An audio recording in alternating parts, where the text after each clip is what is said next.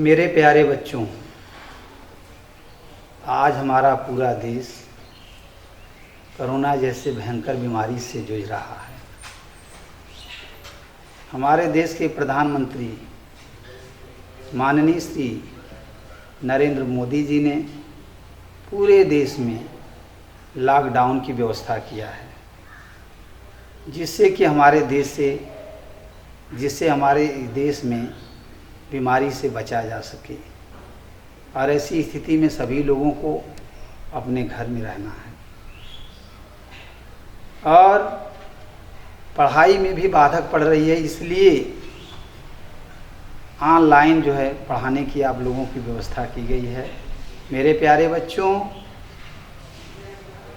हम आप लोगों को आज कक्षा 11 के बच्चों को हिंदी के अंतर्गत कबीर दास जी का संक्षिप्त जीवन परिचय और उनके साखी से आपको 4 दोहों का व्याख्या करेंगे।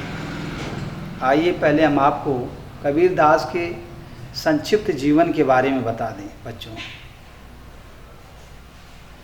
भक्ति काल के ज्ञानाश्रयी शाखा के सर्वश्रेष्ठ कवि कबीर दास के जन्म को लेकर के विद्वानों में एक मत नहीं है। कुछ विद्वानों के अनुसार इनके जन्म के बारे में एक उक्ति कही गई है, जो इस प्रकार है। संवत 1455 साल गए, चंद्रवार एक ठाठ ठे, जेठ सूर्य बरसायत हो, काशी में प्रकट हुए। कबीर दास जी का जन्म लोगों के द्वारा माना जाता है कि एक विधवा ब्राह्मणी के गर्भ से हुआ था, जो लोक अपवाद के कारण उन्हें वाराणसी के लहतारा नामक स्थान पर छोड़ आई। नीरू और नीमा नामक 2 दंपत्ति जुलाहे ले जाकर के उनका लालन पालन किए। कबीर दास जी जब बड़े हुए तो इनकी शादी लोई नामक स्त्री के साथ कर दिया जाता है। मेरे प्यारे बच्चों, कुछ समय बाद उनको एक पुत्र और एक पुत्री उत्पन्न होते हैं। पुत्र का नाम कमाल और पुत्री का नाम कमाली था। एक बार कहा जाता है कि कमाल कुछ सामान चुरा करके ले आता है। कबीर दास जी उसे फटकारते हुए कहते हैं, डूबा वंश कबीर का उपजा पुत्र कमाल, हरि का भक्ति ना करे घर ले आया माल। इस तरह अपने बच्चों को उन्होंने संभालने की कोशिश की। कबीर दास जी को जब यह मालूम हुआ कि मगहर में मरने वालों को मोक्ष की नहीं प्राप्ति होती है, तो वह जीवन के अंतिम समय में वाराणसी से 40 किलोमीटर दूर मगहर, गोरखपुर के मगहर में जाकर रहने लगे और वहीं पर जो है संवत 1575 इस विक्रमी को मगहर में ही उनकी मृत्यु हो गई, जिसके बारे में एक उक्ति कही गई है, जो इस प्रकार है। संवत 1575 कियो मगहर को गौन, माघ सुद एकादशी रल्यो पौन में पौन। इस प्रकार उस महान कवि की आत्मा परमात्मा में विलीन हो गई। मेरे प्यारे बच्चों, कबीर दास जी की रचनाएं कबीर दास जी ने स्वयं अपने बारे में लिखा है। मसी कागज छुयो नहीं, कलम गयो नहीं हाथ। इसके माध्यम यह मालूम हो जाता है कि कबीर दास जी पढ़े लिखे नहीं थे और उनकी एक ही रचना है बीजक, और जिसके 3 भाग हैं, साखी शब्द रामायणी। कहा जाता है कि बीजक को लिखने का काम उनका शिष्य धर्मदास ने किया था। मेरे प्यारे बच्चों, कबीर दास जी एक समाज सुधारक थे और समाज में वो किसी बुराई को सहने वाले नहीं थे। इसलिए ना ही उन्होंने हिंदुओं को छोड़ा और ना ही मुसलमानों को छोड़ा। जिस पर भी मिला उन्होंने तीखा जो है टिप्पणी करते हुए, जैसे हिंदुओं के प्रति उन्होंने तीखा जो टिप्पणी करते हुए कहा कि हिंदू करे अपनी बड़ाई गागर छुआ न देई, हिंदू करे अपनी बड़ाई गागर छुआ न देई, कह रहे हैं वेश्या के पाहन तर लेटे देखो हिंदू की हिंदुआई, हिंदू करे अपनी बड़ाई गागर छुआ न देई, वेश्या के पाहन तर लेटे देखो हिंदू की हिंदुआई। इसके बाद मुसलमानों को भी उन्होंने नहीं छोड़ा, उन्होंने भी तीखे शब्दों में कहा काकर पाथर जोड़ के मस्जिद लियो बनाए, ता ऊपर चढ़ी बाग दे का बहिरा हो तो खुदाए। समाज में मूर्ति पूजा के भी वो सख्त विरोधी थे। दुनिया ऐसी बावरी पाथर पूजन जाए, घर की चकरी कोहू न पूजे जेकर पीसल खाए। इससे साफ मालूम होता है मेरे प्यारे बच्चों कि कबीरदास जी एक समाज सुधारक थे। समाज से बुराइयों को दूर भगाने का उन्होंने जो है मन से संकल्प कर लिया था। अब जो है मेरे प्यारे बच्चों, आइए अब आपको हम व्याख्या पढ़ाते हैं। इनकी रचना जो मतलब जो है बीजक है, उसी के माध्यम से साखी शब्द रमणी, साखी का अर्थ होता है साक्षी, किसी को साक्षी मानना, और यहाँ साखी के अंतर्गत ही हम आपको व्याख्या पढ़ाने जा रहे हैं। देखिए, बलिहारी गुरु आपणो दो हाड़ी के बार, जिन मानिस तय देवता करत न लागी बार। एक एक का अर्थ समझ लीजिए। बलिहारी माने होता है न्यौछावर करना, गुरु माने होता है गुरु आपणो माने आपके ऊपर, दो हाड़ी का मतलब होता है हड्डी और मांस का बना हुआ शरीर, कै का मतलब होता है कई, बार का मतलब बार। कह रहे हैं कबीरदास जी की हे सदगुरु, मैं अपने इस हड्डी और मांस के बने हुए शरीर को आपके ऊपर बार बार न्यौछावर करता हूं। मेरे प्यारे बच्चों, फिर से सुन लीजिए। कबीरदास जी कह रहे हैं कि हे सदगुरु, मैं अपने इस हड्डी और मांस के बने हुए शरीर को अपने माने आपके ऊपर बार बार जो है बलिहारी माने न्यौछावर करता हूं। जिन मानिस तय देवता करत न जय लागी बार, क्योंकि आपने मुझे मनुष्य से देवता बनाने में तनिक भी देर नहीं किया। फिर से पूरा सुन लीजिए मेरे प्यारे बच्चों।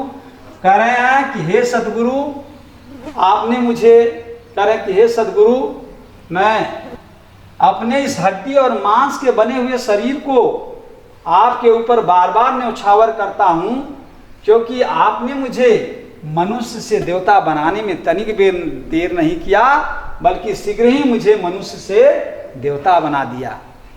मेरे प्यारे बच्चों, इसमें काव्य सौंदर्य जान लीजिए। जैसे पहला हुआ, इसमें गुरु की महिमा का वर्णन किया गया। एक चीज और ध्यान दो बेटा, इसमें जो है आपको संदर्भ लिखना होगा। संदर्भ सुन लो। प्रस्तुत पद्यांश कबीरदास के कबीर ग्रंथावली से संकलित हमारी पाठ्यपुस्तक काव्यांजलि के साखी नामक पाठ से लिया गया है। आप प्रसंग लिखेंगे कि इस पद में कबीरदास जी गुरु की महिमा का वर्णन करते हुए कह रहे हैं कि, इसके बाद आप व्याख्या जो है करेंगी। व्याख्या में है कि हे सदगुरु, मैं अपने इस हड्डी और मांस के बने हुए शरीर को आपके ऊपर बार बार न्यौछावर करता हूं, क्योंकि आपने मुझे मनुष्य से देवता बनाने में तनिक भी देर नहीं किया। अब काव्य सौंदर्य में देखिए, पहला बेटा इस पद में गुरु की महिमा का वर्णन किया गया है। कबीरदास जी की भाषा पंचमेल खिचड़ी है, अर्थात उनकी भाषा साधुकड़ी, और इसमें जो है बेटा रस जो है आपको मालूम होना चाहिए शांत है, क्योंकि भक्ति के प्रति है शांत रस, और अलंकार इसमें यमक अलंकार है मेरे प्यारे बच्चों, और छंद है आपका दोहा। फिर आगे आइए दूसरा देख लीजिए। सतगुरु की महिमा अनंत अनंत किया उगार, लोचन अनंत उघारिया अनंत दिखावा हार। कबीरदास जी कह रहे हैं, हे सतगुरु, आपकी महिमा का कोई अंत नहीं है, आपकी महिमा अनंत है, अनंत किया उपकार। आप हमारे ऊपर, क्या उपकार का मतलब होता है उपकार करना, आप हमारे ऊपर कई बार जो उपकार किए हैं। फिर कह रहे हैं कि लोचन अनंत उघारिया, लोचन का मतलब होता है ज्ञान रूपी, लोचन माने नेत्र। हे जो है सदगुरु, आपने हमारे ज्ञान रूपी नेत्र को क्या किया, अनेकों बार खोला है। अनंत दिखावा हार, और अनेकों बार सही रास्ते का आपने मुझे मार्गदर्शन कराया है। फिर से सुन लीजिए, हे सदगुरु, आपकी महिमा का कोई अंत नहीं है, आपकी महिमा अनंत है। आप हमारे ऊपर अनेकों बार उपकार किए हैं, और साथ ही साथ हमारे ज्ञान नेत्र को भी अनेकों बार आपने खोला है, और करे हैं साथ ही साथ सही रास्ते का मार्गदर्शन भी हमें आपने जो है किया है। इसमें भी वही बेटा है, गुरु की महिमा का वर्णन काव्य सौंदर्य में करेंगे। गुरु की महिमा का वर्णन किया गया है। इसमें जो है भाषा साधुकड़ी भाषा है, रस वही जो है शांत हुआ, और जो है फिर कह रहे हैं कि अलंकार में आपका वही है यमक। आगे देखिए, दीपक दिया तेल भरी बाती दई अघट, पूरा किया बिसाउड़ा बहुरी न आवे हट। दीपक दिया तेल भरी बाती दई अघट। कबीरदास जी कह रहे हैं कि शिष्य के शिष्य के लिए कहें कि शिष्य के जो है शरीर रूपी दीपक में उन्होंने ईश्वर के प्रेम रूपी तेल को भर दिया, और बाती दई घट, न घटने वाली ज्ञान रूपी बाती को लगा दिया, और उसके माध्यम से पूरा किया विसावड़ा। विसावड़ा का मतलब होता आने जाने का जीवन क्रम चक्र या क्रय विक्रय का बाजार। फिर कह रहे हैं कि पूरा किया विसावड़ा, आने जाने का जीवन क्रम चक्र मैंने पूरा कर लिया, और ये भी मैं जान गया कि ये संसार एक जो है माया का बाजार है।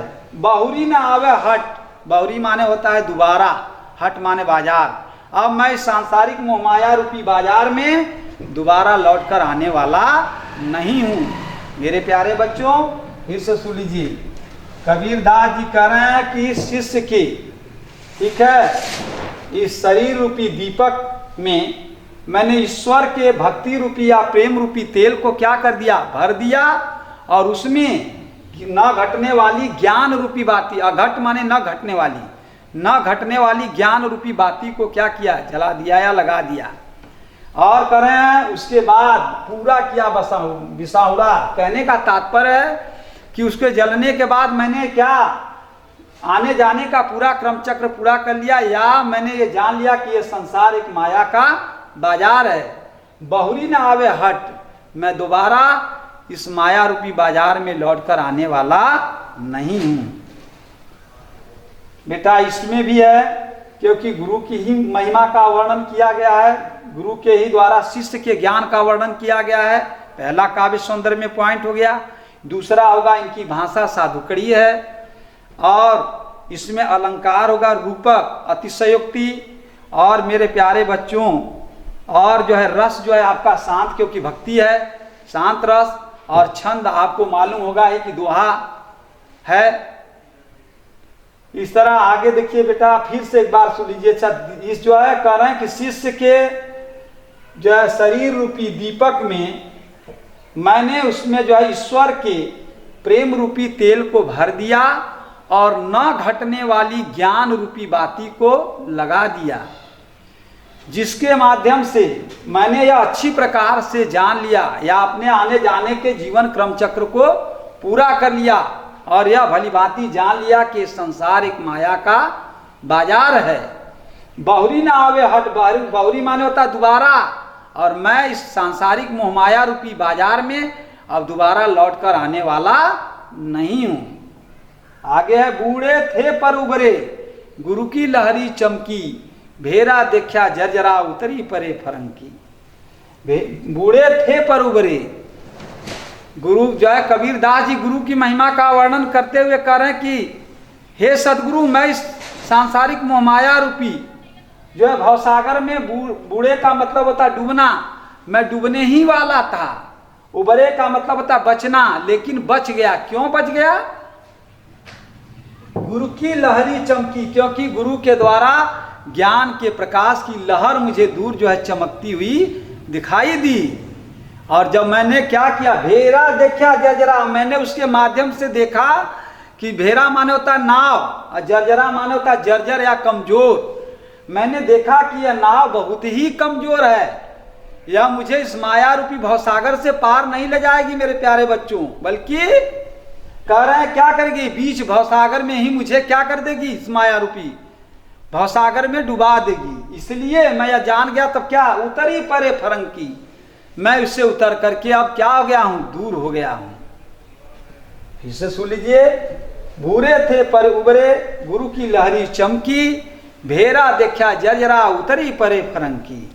कबीर दास जी करें कि हे सदगुरु, मैं इस सांसारिक मोहमाया रूपी भवसागर में डूबने ही वाला था, लेकिन तभी मुझे आपके ज्ञान के प्रकाश की लहर चमकती हुई दिखाई दी, और जिसके माध्यम से मैंने यह देख लिया कि यह संसार, देख लिया कि क्या है, कि मैंने देख लिया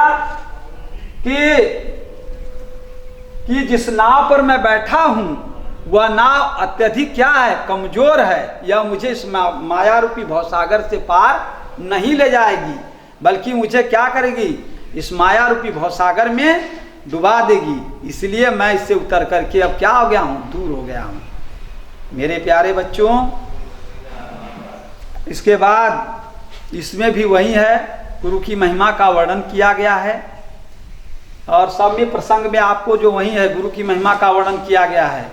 और उसके बाद इस जो काव्य सौंदर्य में लिखोगे प्यारे बच्चों कि इसमें इस पद में गुरु की महिमा का वर्णन किया गया, इसमें भाषा साधुकड़ी है, ठीक है, और रस जो है शांत रस है, और साथ ही साथ छंद जो है दोहा है।